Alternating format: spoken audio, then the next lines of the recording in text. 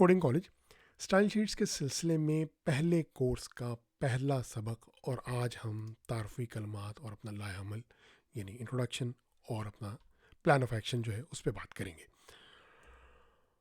आज जो है वो हम कुछ नया सीखेंगे नहीं, हम सिर्फ अपना रोड मैप देखेंगे और हम क्या देखेंगे इस कोर्स में और किस तरह से हमने इसको, वो सिर्फ इंट्रोडक्शन है, कुछ सीखने की कोई ख़ास बात इसमें नहीं है।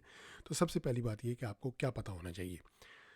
आपको HTML अच्छी तरह से आनी चाहिए। उसके लिए हमारा एक अलग कोर्स है, उसका लिंक मैं डिस्क्रिप्शन में हम डाल देंगे, आप उसे देख सकते हैं। तो आपको टैग्स, नेस्टेड टैग्स, एट्रीब्यूट्स, ये बातें अच्छी तरह से पता होनी चाहिए। उसके बाद आज हम बात करेंगे कि स्टाइल शीट्स क्या हैं, ये मुख्तसरन, और स्टाइल शीट्स में मेजर जो अहम मौज़ूआत हैं वो क्या हैं, और स्टाइल शीट्स के जो डिफ़िकल्ट आस्पेक्ट्स हैं, मुश्किल पहलू, वो क्या हैं, और फिर हमारा प्लान ऑफ एक्शन या हमारा मंसूबा क्या होगा। तो जैसे मैंने कहा कि आज जो है ना हम कुछ सीख नहीं रहे, सिर्फ अपना रोड मैप जो है ना वो रिवील कर रहे हैं। तो स्टाइल शीट्स क्या है? वो ये है कि आपने HTML में देखा होगा कि HTML जैसे हेडिंग का टैग है या पैराग्राफ का टैग है, उसमें ये इन्फॉर्मेशन नहीं होती कि ये फ़ॉन्ट क्या होगा, फ़ॉन्ट साइज़ क्या होगा, इसका कलर क्या होगा, वो स्टाइलिंग नहीं है। तो स्टाइल शीट्स का यही मौजू है कि किन टैग्स को क्या रंग, क्या शक्ल सूरत दी जाए। और ये जो रूल्स हैं ये 3 तरह से आ सकते हैं। एक तो इनलाइन कहलाते हैं, ये हमने पिछले कोर्स में देखा था, HTML के कोर्स में, कि स्टाइल एट्रीब्यूट टैग के ऊपर होता है और उसमें स्टाइलिंग आप दे सकते हैं। और दूसरा हमने स्टाइलिंग की बात की थी कि हेड सेक्शन के अंदर स्टाइल टैग है और वहाँ स्टाइलिंग आती है, इसको इन डॉक्यूमेंट कहते हैं, ये भी हमने देखी थी। और तीसरी एक्सटर्नल की हमने बात की थी कि स्टाइल शीट से एक बाहर फाइल हो और वो हेड सेक्शन में एक लिंक का टैग आता है और उसके साथ उसको लिंक किया जाता है।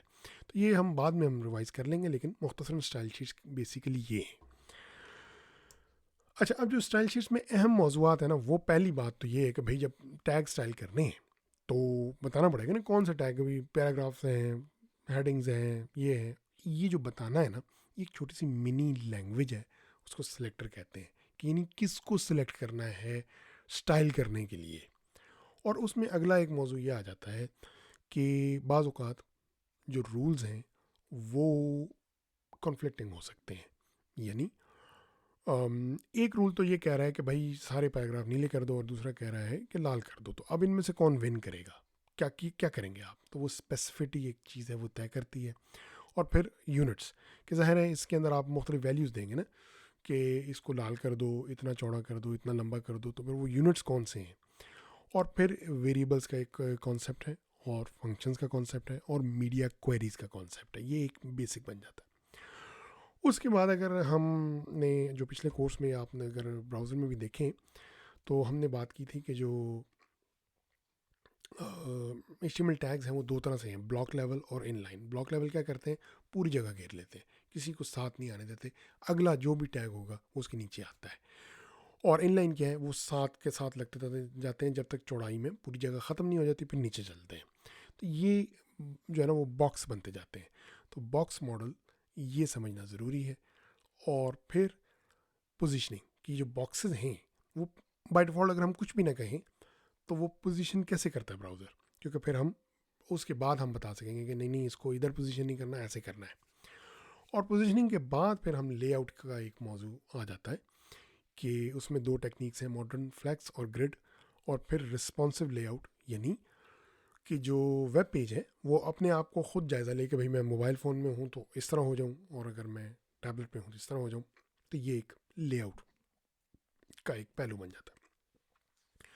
उसके बाद इमेज और टेक्स्ट के ऊपर कुछ स्टाइलिंग आ जाती है। जैसे इमेज के ऊपर आप क्या कर सकते हैं कि कुछ किस्म के कलर फिल्टर वगैरह भी अप्लाई कर सकते हैं।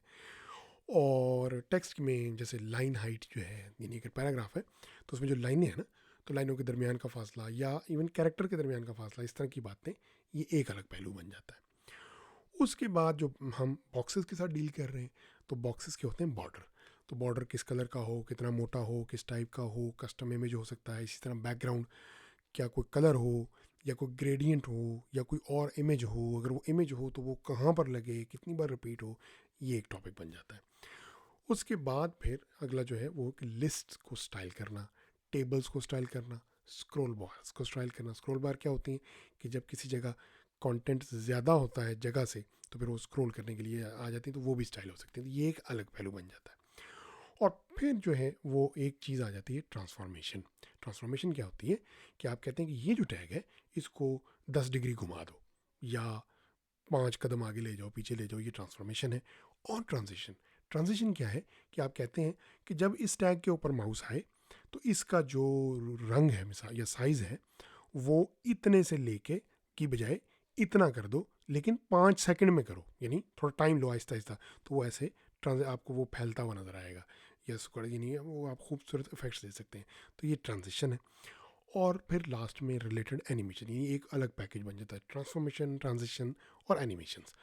تو ان کے بارے میں جو ہے وہ ہم یہ ایک الگ مطلب اگر ہم موضوع دیکھیں تو یہ موضوعات بنتے ہیں. اچھا, میں ان پہ دوبارہ بعد میں بھی آؤں گا.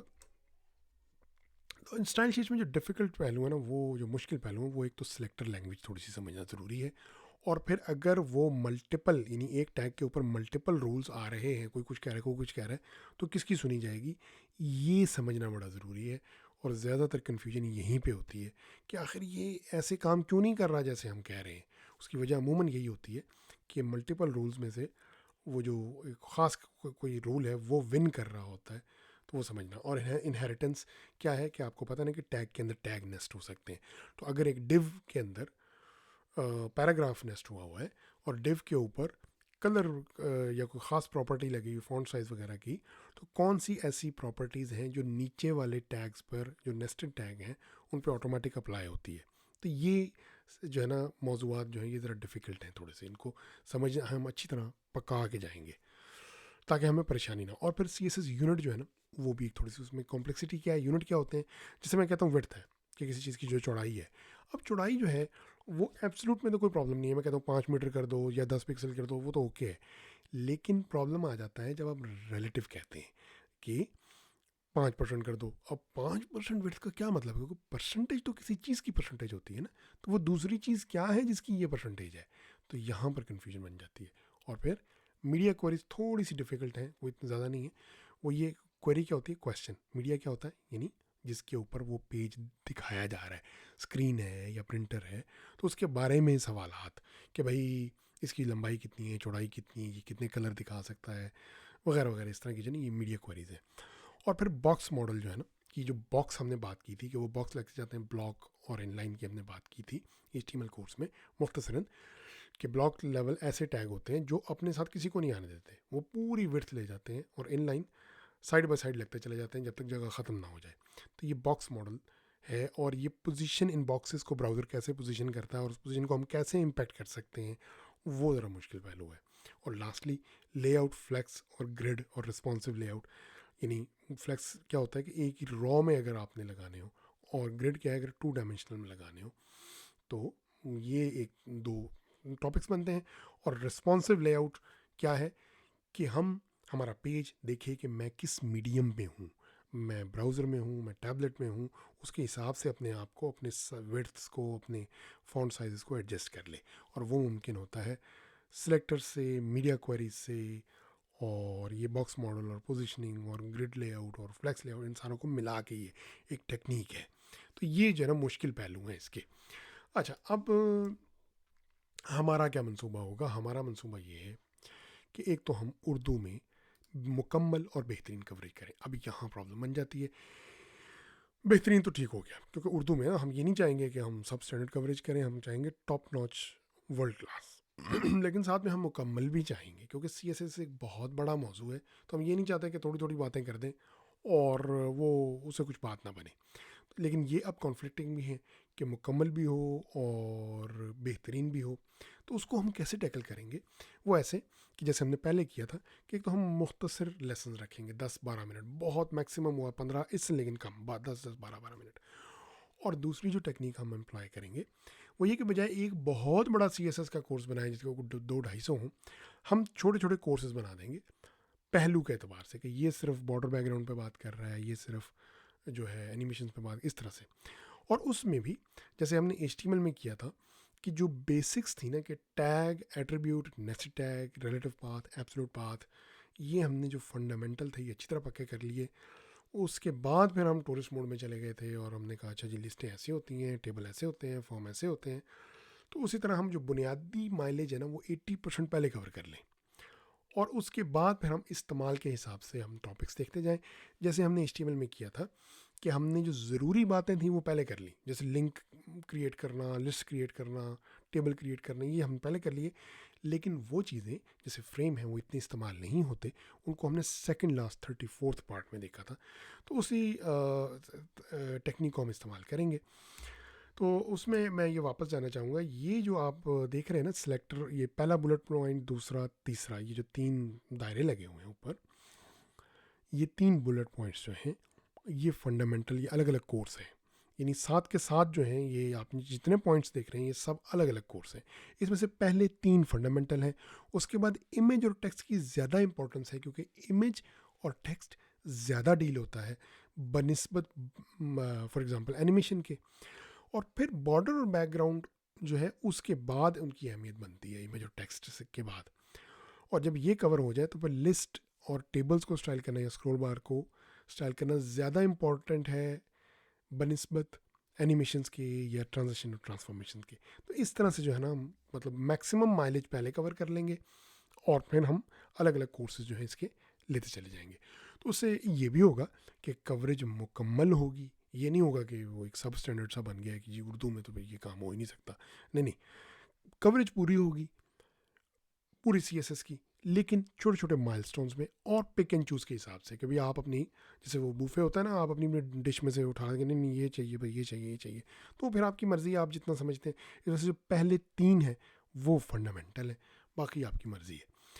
تو پہلے 3 کے بعد جو امیج ٹیکسٹ ہیں وہ خیر امپورٹنٹ ہے, بارڈر بیک گراؤنڈ بھی امپورٹنٹ ہے, لیکن باقی جو دو جو لاسٹ ہیں وہ تھوڑا سا ایڈوانس میں چلے جاتے ہیں. تو آج کا جو موضوع تھا نا وہ صرف ایک روڈ میپ اور پلان آپ کے سامنے رکھنا تھا کہ ہم کس طرح کور کریں گے, کیا کور کریں گے. جو پراپر لرننگ ہے, جو یعنی کہ پہلا کورس جو ہے وہ ہم پھر اگلے اس میں سٹارٹ کریں گے. تو آپ کے وقت اور توجہ کا بہت بہت شکریہ.